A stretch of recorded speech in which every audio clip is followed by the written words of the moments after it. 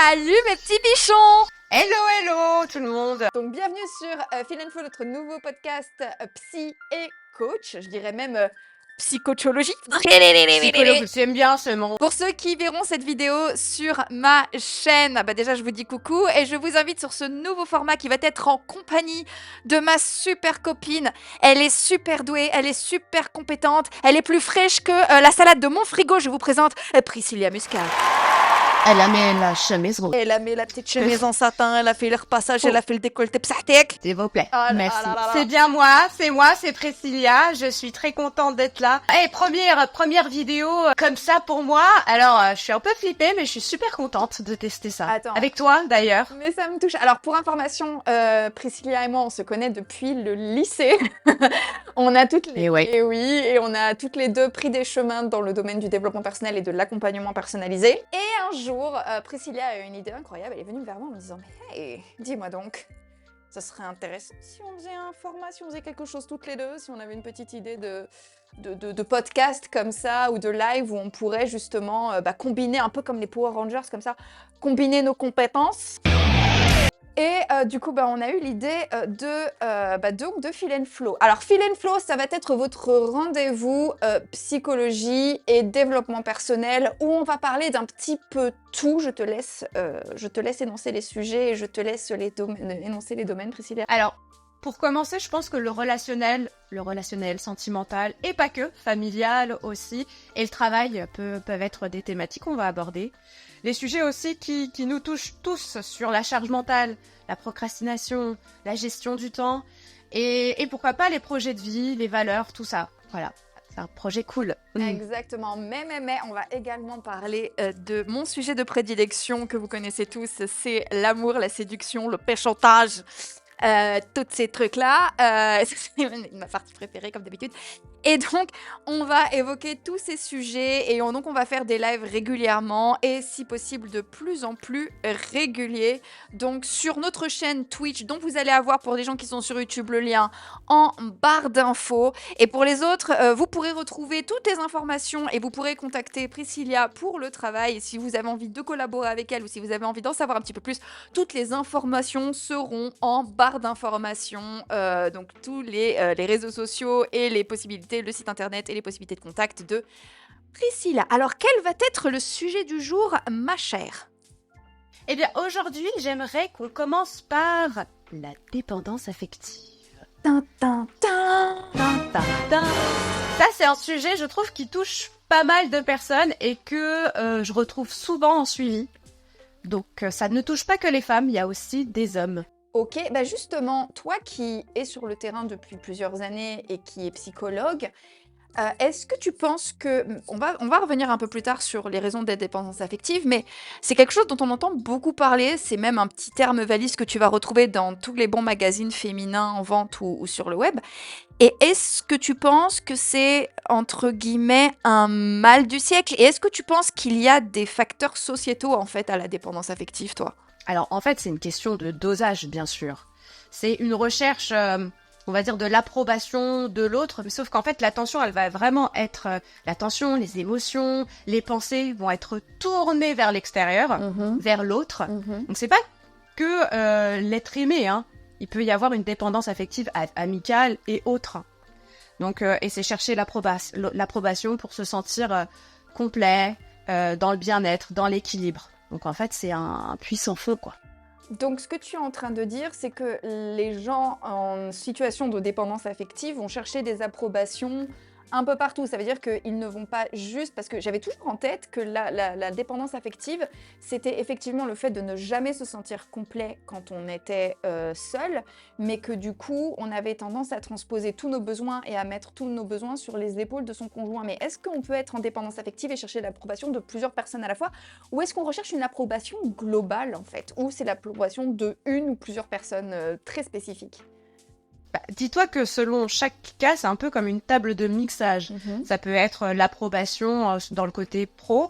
C'est vrai que le côté du cœur revient pas mal, mais en gros, c'est définir sa propre valeur par l'affection de l'autre, l'approbation de l'autre.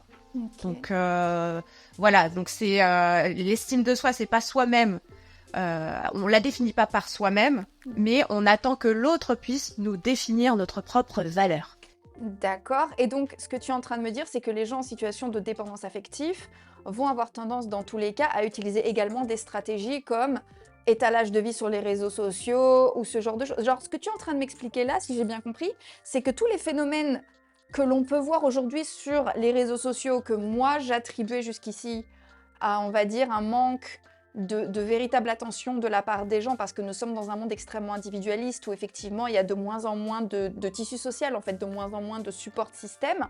Et donc ce que tu es en train de me dire, c'est qu'une des résultantes de cette dépendance affective, que moi j'attribue à ça, ça peut aussi être l'attitude que les gens vont avoir à rechercher l'approbation globale, à aller sur les réseaux sociaux en permanence, à étaler leur vie dessus, et à chercher justement l'approbation des gens extérieurs, même quand ils les connaissent pas bien en fait. Il peut y avoir aussi l'utilisation des réseaux pour montrer son image et attendre en fait un certain nombre de likes. C'est archi dangereux parce qu'au final, parfois, moi j'ai déjà fait des bids avec rien dessous de likes. Donc, et là c'est un peu la descente aux enfers. Si on cherche vraiment l'approbation et là on se dit, oh, je ne suis qu'une pipe, pourquoi? Ah, moi, parle pas. Chérie, ça fait 8 ans que j'ai ma chaîne YouTube, je suis toujours à 10 000 abonnés. Je sais ce que c'est que de bider.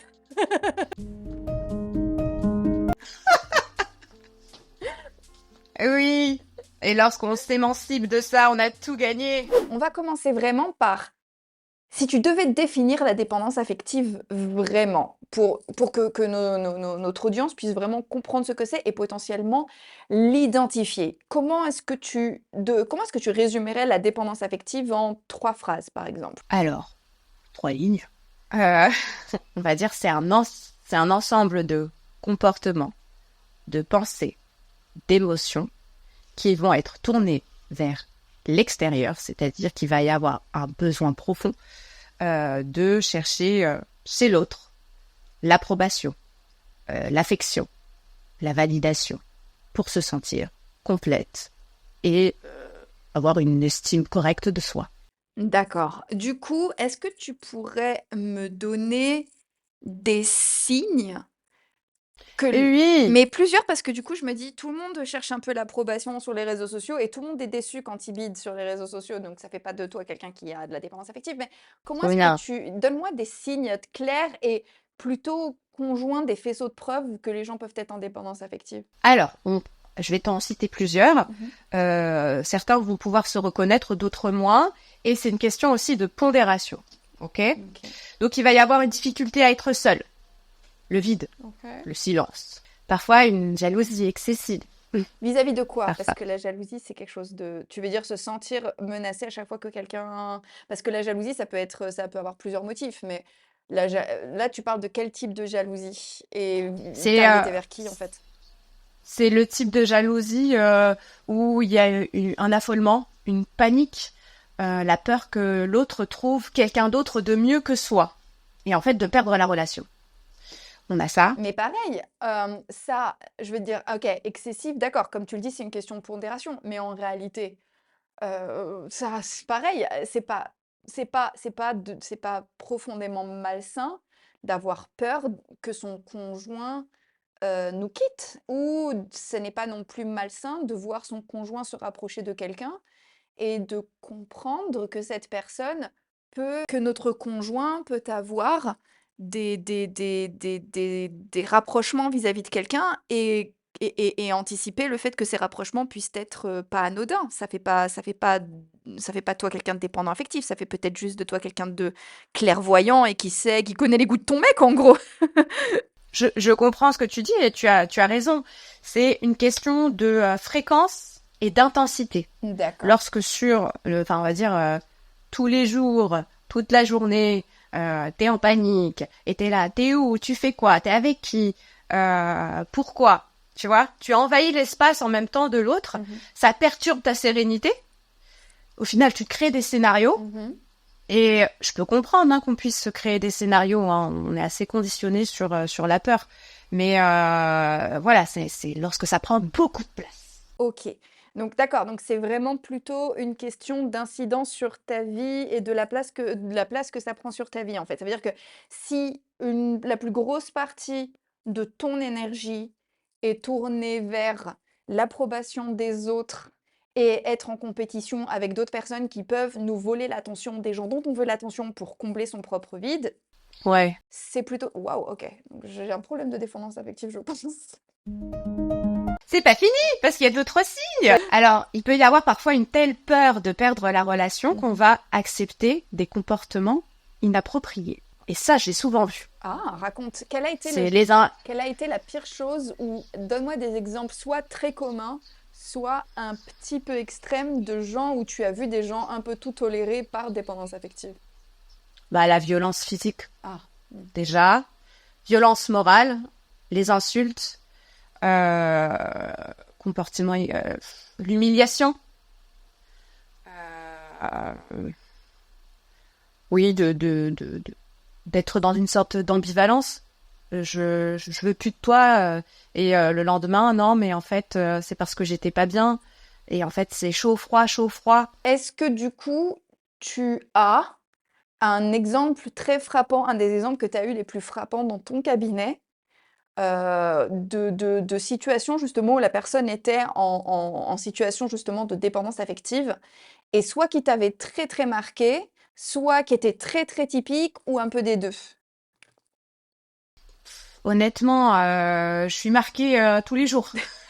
Donc, pour moi, c'est bah oui, il m'a ghosté pendant 2 jours et après il revient. Pour lui, c'est normal. Je trouve que c'est violent. C'est violent. Il m'a frappé et il est revenu pour me dire que il recommencerait plus et un mois après il recommence. C'est violent. Il m'a insulté très salement, hein. Après, il s'est excusé, il a dit qu'il s'en voulait à plusieurs reprises. Voilà, je peux pas te donner un cas particulier parce que il y en a beaucoup. En fait, ouais, là, ce que tu es en train de m'expliquer, c'est que la dépendance affective est un des facteurs dans l'écrasante majorité des relations toxiques ou des comportements toxiques sociaux des gens, en vrai. Ou... Waouh, ok, c'est un terme extrêmement... Bah, du coup, la bonne nouvelle, c'est que vous, vous aimez ce thème, vous allez en bouffer. Parce que si je me rends compte qu'il y a un thème, vous aimerez peut-être les 45 prochaines vidéos de notre podcast. Parce que je suis désolée, mais si tu me dis que la grande majorité des facteurs, des problèmes, des dynamiques malsaines en couple, en amour ou des dynamiques sociales malsaines comportent un peu de dépendance affective, voilà, on va reparler du sujet parce que du coup, toi, tu es psy et tu as beaucoup plus pour le coup de savoir et d'informations. Et je pense que c'est le meilleur moment de parler de ça parce que, en fait, je comprends vraiment ça et je vois beaucoup. Là, je peux te parler de mon recul de coach très rapide. C'est que effectivement, je suis toujours un peu triste pour mes élèves quand je suis en session de coaching, notamment pour tout ce qui est séduction, etc. Parce que oui, je vois énormément de gens venir me voir. Et en fait, ça, c'est quelque chose que tu me diras ce que tu en penses. Les gens, la plupart du temps, quand ils viennent me voir, notamment en consultation et en coaching one-on-one et en consultation individuelle, vous pourrez d'ailleurs prendre directement rendez-vous avec moi en cliquant sur un des liens qui figurent en barre d'infos. Vous allez voir, ça a été écrit dessus. Normalement, il faut savoir lire aussi. Cliquez sur le lien. Voilà, vous cliquez sur le lien, vous prenez le rendez-vous et après on discute. Mais c'est quelque chose que je vois très souvent, c'est-à-dire que moi aussi, j'ai mes élèves qui, quand ils viennent me voir, me parlent d'une situation particulière, notamment en amour, et ils me décrivent souvent des relations qui sont des relations avec des dynamiques qui ne sont pas saines. Et en fait, derrière mes consultations à moi en tant que coach, en fait, si je devais résumer mes consultations en tant que coach dans ce genre de cas, mon élève vient me voir et me dit: je suis dans une dynamique malsaine avec un individu, soit avec qui je sors, soit avec qui je veux sortir, soit qui m'intéresse, soit avec qui je suis sortie, soit avec qui on se voit mais c'est pas très clair et pas très défini. Cette personne a un comportement que je n'apprécie pas. Comment faire pour que cet individu change de comportement et tombe amoureux de moi pour toujours. C'est très souvent ça. Non, mais je te jure, c'est très souvent ça. Et le truc, c'est que le plus difficile pour moi, c'est que du coup, les gens viennent me voir avec ça en disant quelle est la formule magique pour que cet individu qui couche avec moi et ne me rappelle jamais, qui me ghost, qui me dit depuis des mois qu'il ne veut pas s'engager ou qu'elle ne veut pas s'engager, qui me considère juste comme un ami avec qui elle a couché 2 fois, qui finit toujours par m'abandonner quand un mec plus appétissant ou une nana plus appétissant se présente. Comment faire en sorte que cette personne arrête tout d'un coup de se comporter comme ça et tombe amoureux de moi et soit très très dévouée jusqu'à ce que la mort nous sépare? Et le plus compliqué, c'est que, et là, du coup, toi, en tant que coach, tu sais, c'est de leur expliquer qu'ils n'ont pas forcément beaucoup de mainmise sur le comportement de l'autre, mais que la seule chose qu'ils puissent faire, c'est eux corriger leur attitude vis-à-vis d'eux-mêmes et développer effectivement leur confiance en eux, leur estime d'eux-mêmes, leur développement personnel et s'occuper donc de s'apporter en fait ce dont les gens ont besoin. Et ensuite, ils parviendront à attirer à eux quelqu'un avec qui ils pourront mettre en place des dynamiques plus saines. Et je leur dis qu'il y a toujours une très très mince chance pour que la personne avec qui ils sont empêtrés dans cette dynamique qui soit pas très bonne change de comportement vis-à-vis d'eux, mais que dans l'écrasante majorité des cas, ce qui va se passer, c'est que eux vont changer d'attitude, se débarrasser de cette personne et attirer à eux quelqu'un d'autre. Qu'est-ce que tu penses de ça, en fait? Comment est-ce que toi, quel écho ça fait par rapport à ton travail et par rapport à tes propres consultations, en fait? Alors, ce que tu disais, c'est assez juste. Je vais le dire avec mes propres mots. Bien On n'a sûr. pas de contrôle sur l'autre. Par contre, on a un contrôle sur soi. Oui, voilà. Ce qui est important, c'est de remettre un petit peu le regard sur soi. Peut-être que l'attirance vers l'autre, c'est qu'il y a certains points que l'on admire, des points qui sont pour nous des choses qu'on aime. Et pourquoi pas les incarner? Je sais pas, quelqu'un qui va être très charismatique, quelqu'un qui a une certaine carrière, un certain niveau, une certaine aisance sociale. Eh bien, peut-être que c'est aussi l'opportunité de travailler dessus. Une fois qu'on met le regard sur soi, on peut mettre de la lumière en soi et rayonner beaucoup plus. Mettre de la lumière en soi. Je vais floquer ça Bah oui. sur un t-shirt, on va faire du merch, Prissy! En dessous de la barre, il y aura le lien du t-shirt. Du coup, quelles sont les origines de la dépendance affective? Quels sont les facteurs internes, les facteurs familiaux, les facteurs sociétaux, les facteurs expérimentaux, empiriques, etc.? Les facteurs de la poste. Les facteurs des recommandés. C'est quoi les facteurs? Alors, ce sont des besoins émotionnels qui n'ont pas forcément été comblés alors, on reprend parfois les figures d'attachement, les figures d'attachement de l'enfance, notamment, puisque c'est là où on apporte la structure psychologique de l'adulte. Donc, il peut y avoir des carences sur certains besoins, notamment le besoin d'affection et de tendresse. Donc, après, il va y avoir une quête excessive de la tendresse, qu'on nous apporte suffisamment de tendresse. Ça peut être l'attention aussi, à des besoins d'attention. Je te vois sourire. Oui, parce qu'en fait, j'ai juste envie de dire « C'est de ta faute, papa! Je le savais, papa, que tout était de ta faute. T'aurais dû venir à la kermesse de fin d'année quand je t'avais demandé d'y aller. » Il peut y avoir justement une blessure d'abandon. Tu parles de ça. Mais c'est l'interprétation, le ressenti. Alors, il faut se dire aussi une chose, que une même situation, une même expérience, elle n'est pas vécue de la même manière. On n'a pas tous la même sensibilité. Oui, on ne l'interprète pas tous de la même manière. Je suis absolument d'accord avec toi. Exactement. Donc, de mes expériences, si moi, par exemple, j'aurais pu vivre l'abandon, quelqu'un d'autre aurait pu dire, non, c'est totalement normal. Donc voilà, c'est ce sentiment aussi d'abandon. Il peut y avoir une sorte de panique, surtout quand t'es enfant. Que l'autre, en fait, la figure normalement de sécurité. Donc voilà, le besoin de sécurité qui n'est pas comblé aussi, et de stabilité. Donc ça, c'est stabilité, ça va être l'environnement, mais aussi des personnalités ambivalentes.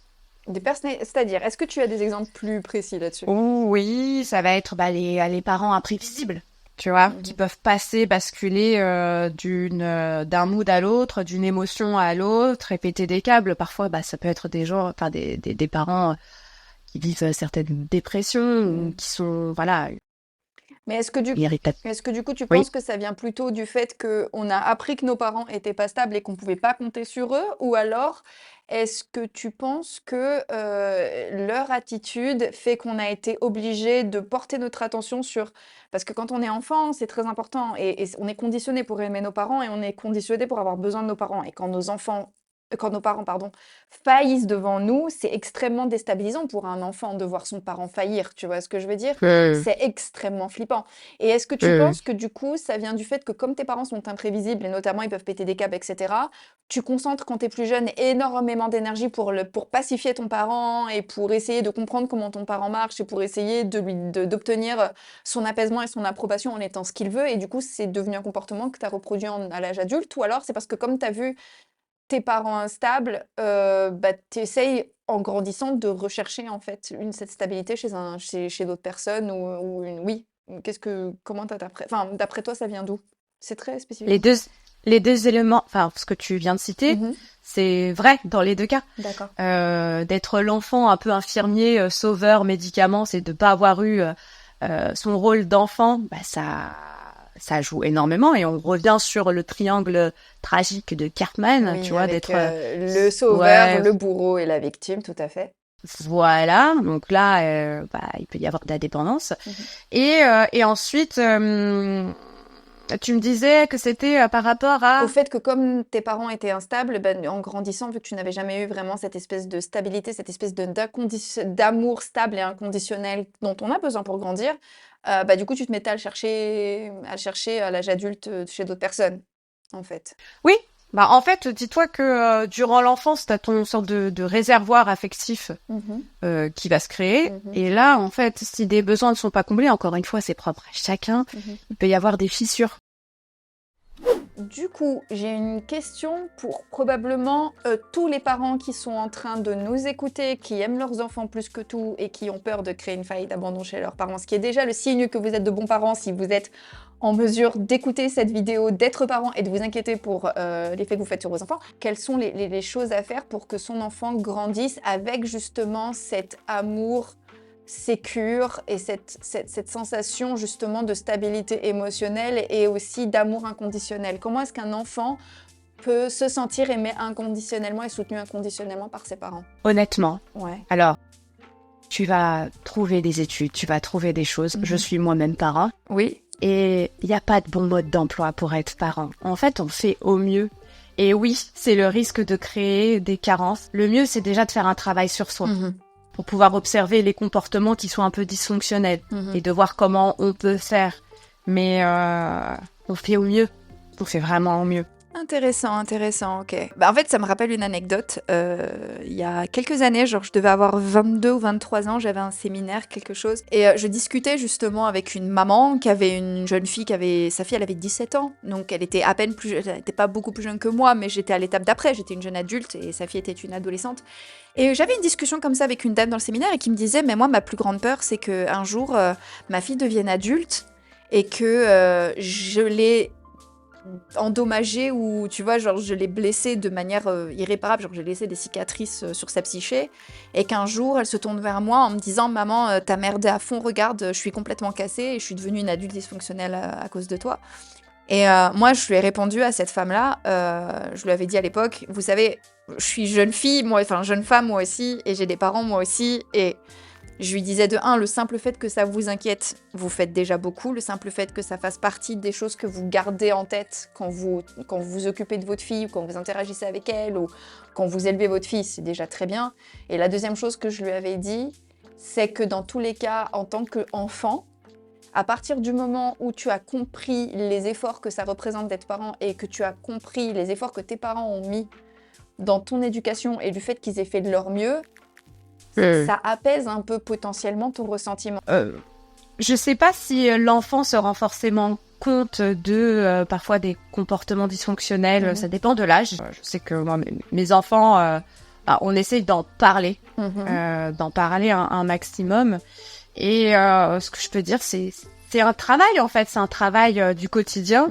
Et parfois en fait, on a plus ou moins d'énergie. Parfois, c'est un peu plus compliqué, donc il faut savoir aussi être indulgent avec nous, être tolérant avec nous-mêmes et voilà, et composer comme ça. Je pense qu'il faut déjà être à l'écoute de soi. C'est hyper important en tant que maman, je pense, c'est d'être à l'écoute de soi. Alors on fait comme on peut parce que parfois voilà, on court partout. Mais des fois d'essayer de faire un petit peu le tri sur les tâches à faire, sur le faire. en faire moins Ok. pour être plus là. Et comment est-ce qu'un parent fait pour recharger ses batteries? Et comment est-ce que, enfin, quelle est la meilleure chose que le meilleur conseil que tu peux donner à des parents qui rencontrent en fait ce défi-là, à la fin de la journée, après avoir cumulé le stress d'une journée de travail, n'ont pas forcément énormément d'énergie pour ensuite assurer justement l'attention l'attention et l'énergie que requiert le fait de s'occuper d'un enfant le soir. Alors, je vais m'inspirer de Thomas d'Azembourg, qui est un peu le ponte de la communication non violente. Je me suis inspirée de lui et je le communique pas mal à mes patients. C'est se créer un moment de sas dans la transition travail-maison. Un petit temps, alors peu importe la durée, on fait comme on peut, mais bien prendre conscience que ce temps-là, c'est un sas. Okay. C'est un temps où on va essayer de se reconnecter à soi. Pour certains, ça va être le moment un moment de marche entre le point A et un point B. Ça peut être pour une autre personne de se poser. Alors, bon, je ne cautionne pas forcément le fait de fumer, mais de vraiment fumer sa clope en bas de... fumer une clope, voilà. En bas de la maison ou en train de marcher tranquille, écouter de la musique, la cohérence cardiaque, manger un truc qu'on aime. Oui. Bon, faire attention, hein, après, voilà. Mais à chaque fois, s'accorder un petit sas. En fait, ça change. Absolument. Et c'est aussi pour ça que je te pose cette question, parce qu'avec avec le Covid a démocratisé en fait le fait de travailler à la maison. Ce qui fait que moi, je l'ai vu à tous les parents que je connaissais avant, après Covid, et moi-même, j'ai eu l'opportunité d'expérimenter de manière empirique. Vu que même là, on est chez moi, là, on est dans l'home studio, dans mon home studio à la maison, et puis toi, on est dans ton cabinet chez toi. Ce sas-là, pour beaucoup de parents avant, c'était le trajet en fait entre le travail et la maison. C'était soit t'étais dans le métro, t'écoutais de la musique ou tu lisais un bon bouquin, ça te faisait ta décompression, soit t'étais dans la voiture et t'écoutais la radio et pareil, ça te faisait ton petit sas.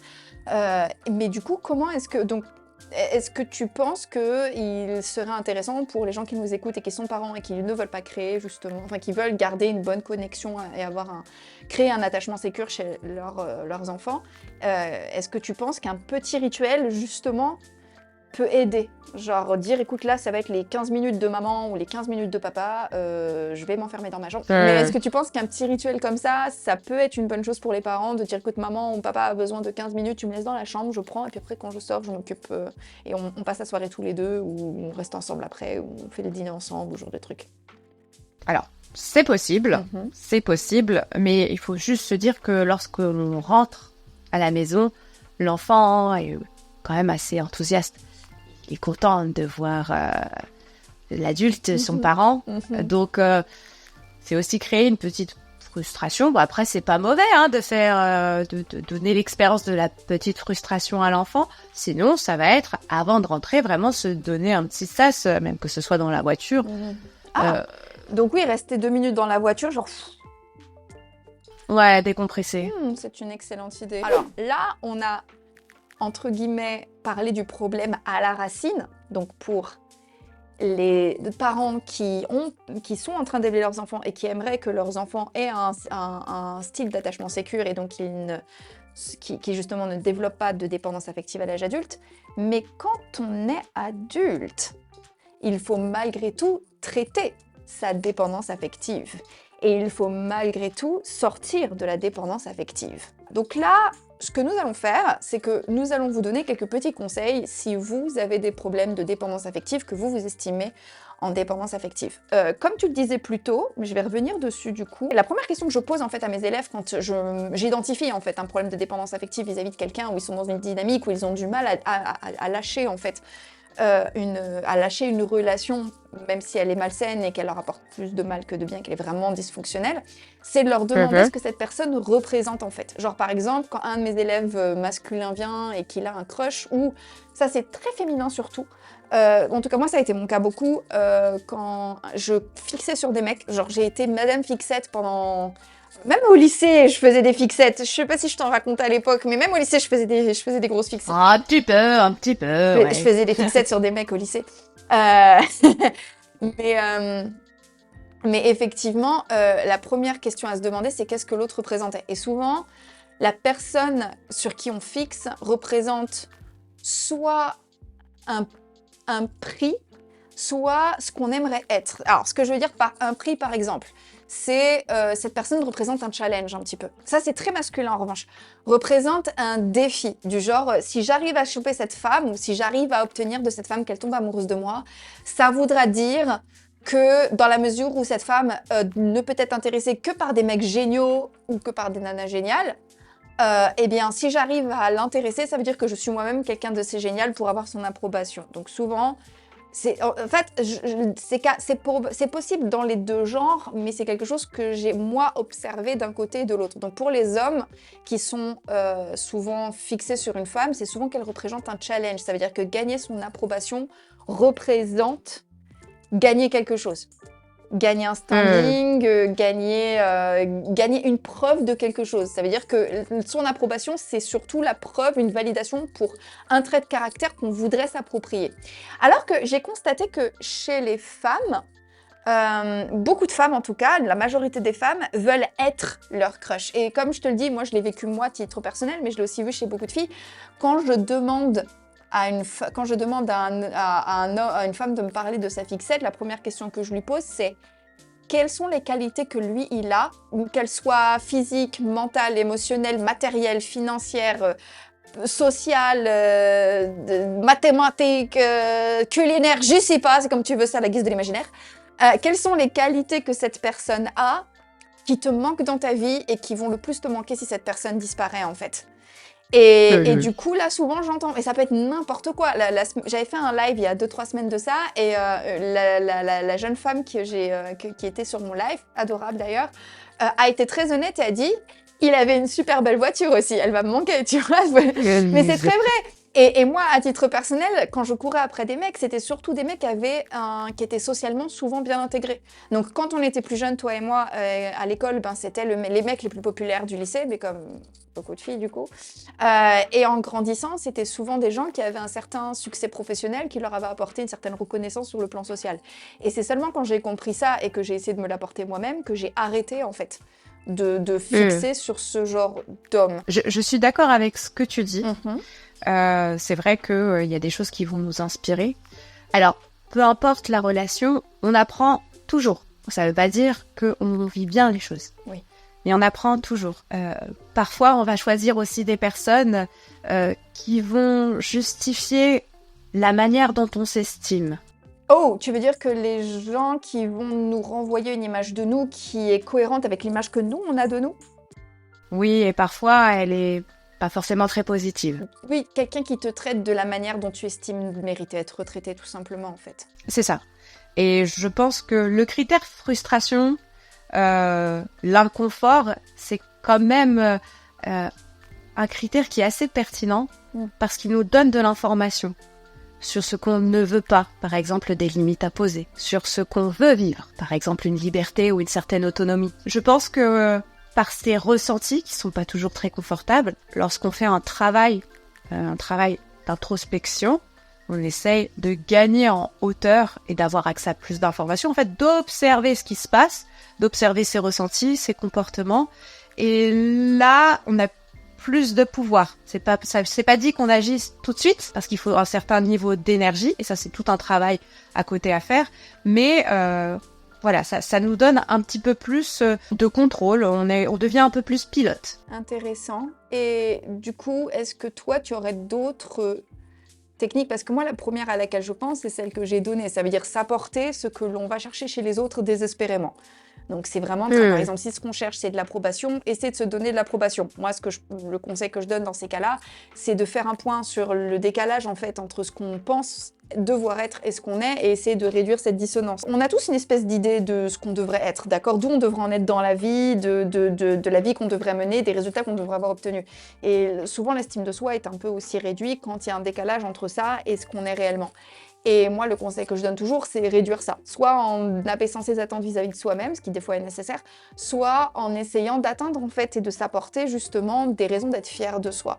Et donc, s'il s'agit de dépendance amoureuse comme celle qu'on a décrit un petit peu plus tôt, donc d'essayer de s'apporter ce qu'on allait désespérément chercher chez l'autre. Et effectivement, ça, c'est un truc que j'ai beaucoup vu chez mes élèves, c'est que quand j'ai des élèves en situation, je l'ai vu très souvent, mais alors ça, c'est fou, je l'ai vu très souvent, des élèves qui étaient en situation de dépendance affective, et qui étaient donc sous fixette amoureuse ou qui étaient vraiment amoureux de l'amour ou qui cherchaient l'amour et qui avaient fait justement de leur recherche de l'amour une vraie souffrance en fait.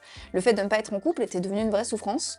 Ce que je faisais, c'est que je travaillais sur leur développement personnel, donc je leur faisais travailler leur look, leur mental, leur travail. Genre, je faisais en sorte qu'ils s'apportent en fait des choses et des raisons d'être fiers d'eux. Et alors, la bonne nouvelle, c'est qu'ils tombaient amoureux d'eux-mêmes. Et alors, la quête de l'amour passait mais complètement en 3e ou 4e plan. C'était assez marrant. J'ai vu des mecs venir désespérément en cherchant pour trouver une petite amie et qui repartaient fiers d'eux, amoureux d'eux-mêmes et qui n'avaient plus particulièrement en tête de trouver l'amour. Toi, quels seraient les autres conseils concrets et actionnables que tu pourrais donner? Alors, déjà, on part de l'inconfort que ça crée. Ensuite, ce qui serait intéressant, c'est de remettre de la conscience en soi, de remettre de la présence en soi. Parce qu'en fait, quand on est en dépendance, l'attention, elle est dehors. Donc là, on revient dans le corps.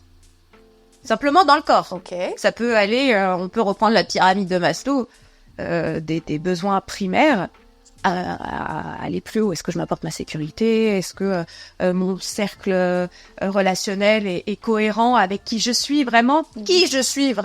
Donc se poser des questions aussi sur nos moteurs d'énergie. Donc parfois ça va être l'aventure, pour d'autres c'est la liberté, la bienveillance. Il y a plein de trucs et ça, il y a tout un travail à faire. On peut justement être suivi par une coach, faire un travail, une psychologue pour le côté aussi des besoins émotionnels, d'observer les comportements. Et puis après, c'est un travail au quotidien. On peut tenir un journal des émotions pour comprendre, en fait, mettre encore plus de présence, observer plus les comportements qui vont pas dans notre sens, en fait, qui nous rendent malheureux. Là, on les observe, donc voilà, on reprend un niveau au-dessus. Et puis, essayer de tenir comme un journal des fiertés. Qu'est-ce qui ferait que je me sentirais fière? Ah, ça, je fais ça aussi. Mais bon, moi, j'ai 1 milliard de journal pour tout et n'importe quoi. Donc, mais c'est vrai que l'écriture, c'est... La Gazette. Ok, donc, faire un journal des fiertés, ça peut être une très bonne idée. Effectivement, c'est un conseil très, très actionnable. Oui, c'est se lancer peut-être des défis, se rendre fier de soi et essayer de s'apporter des choses qui nous manquent le plus et qu'on va vraiment chercher ailleurs. Oui. Autre petite chose, donc le but c'est d'augmenter le volume de sa voix intérieure. C'est-à-dire? On est ok. C'est-à-dire, il n'y a pas vraiment de grande connaissance de soi quand on a l'attention à l'extérieur. Donc la méditation, ça peut aider. Être dans un état méditatif, c'est pas forcément se mettre en position lotus, parce que pour certains ça fonctionne pas. Enfin, moi j'ai une petite hyperactivité, ça marche pas. Ah ouais? Ouais. Alors, attends, si j'ai un petit conseil à te donner, parce que moi, j'ai été diagnostiquée TDAH il y a 3 ans. Ouais. Mon beau-frère, mon ex-beau-frère m'avait donné ce conseil, mais il marche trop bien. C'est, moi, ma session de méditation, d'abord une bonne séance de cardio. Genre, je m'épuise, mais vraiment, que ce soit de la corde à sauter, un footing, de la natation, genre... Parce que moi aussi, des fois, quand j'essaye de méditer, je me mets en position de lotus. Mon cœur, il commence à battre, ma tête, elle commence à faire « Au fait, tu vas manger quoi ce midi? Et puis t'as quoi à faire ?» Tu sais, genre, mon cerveau commence à partir dans tous les sens. Ce que je fais, c'est soit je vais courir, je vais faire de la corde à sauter, je vais faire du HIIT, du cardio, je vais nager, genre un truc qui va me reconnecter à ma sensation physique, genre je vais me fatiguer physiquement et je vais expulser justement toutes mes tensions nerveuses, donc oui, avec le sport. Et quand j'ai fini, je me mets directement en situation, en méditation. Genre là, je me pose et je médite. J'ai fait aussi beaucoup de Qigong et je privilégie en général souvent du Qigong à la méditation, qui est un exercice de respiration avec des mouvements lents, un peu comme le tai chi. Et là, en général, ta session, elle est zen. Genre, t'as vraiment l'impression que t'as fait prendre une douche à ton esprit à la fin de ta séance de... Genre, ton esprit a pris la douche, toute calme, toute propre, toute bien. Et t'as vraiment l'impression d'avoir nettoyé un truc et tu peux redémarrer entre guillemets à zéro ton fil de pensée. Mais la transpiration, c'est top parce que c'est aussi une sorte de... T'évacues les toxines émotionnelles par la transpiration. Ah bon? Mais en mouvement, quoi, quand même. Après, il faut qu'il y ait au moins ta dose, quoi. Dopamine, Ok. ocytocine si tu fais avec quelqu'un, sérotonine et endorphine. Voilà. Ok. Tu vois, si t'as ta dose, là, t'es au top. Ok, donc si on devait donner des conseils très actionnables, se rendre fier de soi et répertorier ses fiertés pour pouvoir avoir des traces et donc pour pouvoir intégrer ça en soi, c'est le conseil que tu as donné. Et quand on revient à soi, on connaît un peu plus ses limites. Oui. Parce qu'il faut aussi fixer des limites saines. Il va y avoir du tri aussi, hein.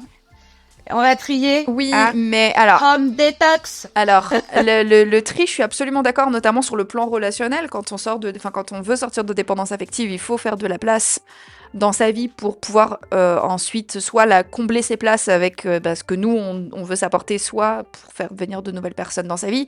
Mais moi, j'ai tendance à dire que tout est stratégie et tout est résultat, et que donc tu n'abandonnes pas une stratégie sans proposer à ton cerveau une stratégie alternative. Donc pour moi, tu peux faire de la place dans ta vie, mais il faut savoir avec quoi ce qui va venir à la place, parce que la nature et le cerveau ont horreur du vide, donc j'ai tendance à penser que ça va avoir tendance à...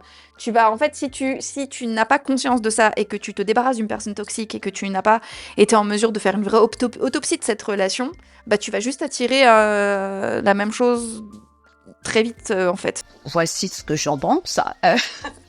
Faire du vide, c'est plutôt faire de l'espace. Et cet espace, tu peux le combler. Lorsqu'on a vécu des relations toxiques, il y a de l'intensité. Oui, On a ressenti de l'intensité. Des fois, on peut être même addict à l'adrénaline. tout à fait. Voilà. Donc, en fait, il faut se dire, qu'est-ce que moi, je peux faire pour vivre l'adrénaline par moi-même?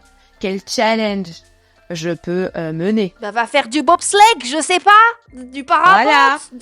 Alors, manger épicé, va chez le Thaïlandais et demande le numéro 5 en termes de pic de bout. fais des cours d'impro. J'en propose d'ailleurs. Ah oui. Oui. Alors pour information, Priscilla est basée en région parisienne, en très proche, en petite couronne. Donc si ça vous intéresse, pareil, vous pouvez la contacter et vous pourrez mettre en place des sessions avec elle si ce qu'elle dit vous intéresse.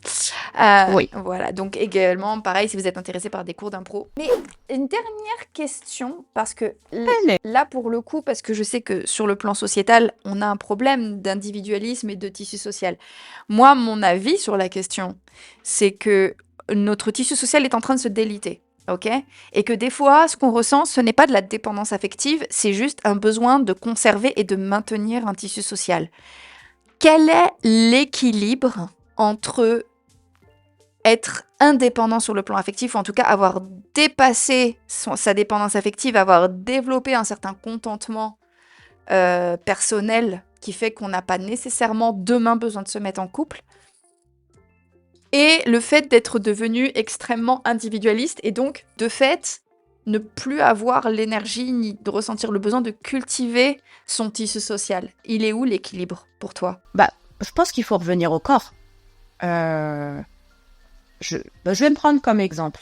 J'aime les gens, mais parfois, je suis pas disposée. Et parfois, j'aime bien être un petit peu coupée, j'ai besoin de me recentrer et de me ressourcer. Ça s'explique. À ce moment-là, j'aime bien être toute seule, si je peux être toute seule dans mon salon, dans ma chambre, et couper un petit peu, ça me fait énormément de bien. Et quand je me recharge un peu plus, là, j'ai envie d'aller vers, j'ai plus d'énergie. Donc, vraiment, je pense que le corps permet de savoir, en fait, et un peu notre baromètre qui nous permet de savoir quand est-ce que j'ai envie d'aller vers et quand est-ce que je retourne en. Ok, merci pour ce conseil, parce que ça me fait très peur, moi. Je sais pas ce que toi t'en penses, mais moi je vois le tissu social se déchirer, en fait. On n'a plus d'esprit de communauté, on a de moins en moins l'esprit de famille. Moi je pense que des fois certaines personnes pensent être dépendants affectifs, mais je pense aussi que être indépendant sur le plan... être complètement indépendant, c'est pas une si mauvaise chose que ça, mais ça peut amener les gens, dans la mesure où on n'a pas toujours de l'énergie, de la volonté, etc., ça peut amener les gens en fait à la solitude, parce que du coup, vu que économiquement ils sont indépendants parce qu'ils ont leur argent, ils ont une certaine sécurité, que sur certains plans, par exemple sur le plan de la reconnaissance professionnelle, ils ont ce qu'il faut, que par exemple même sur le plan intime, Malheureusement, avec justement l'accessibilité au contenu pour adultes, du coup, les gens peuvent avoir comme ça de la dopamine, en fait. Les gens, aujourd'hui, tu peux vivre 3 semaines chez toi sans avoir à sortir. Et en fait, du coup, tu peux être chez toi et avoir tout ce qu'il te faut, manger, dormir, travailler, te nourrir, avoir de la dopamine à foison, sans avoir à sortir de chez toi et sans avoir à interagir directement avec un autre être humain que ton livreur Uber Eats ou au Carrefour Drive, tu vois. Comment est-ce que on développe des relations d'interdépendance saines avec son tissu social quand même si on est indépendant sur beaucoup de plans? Je pense que ça dépend.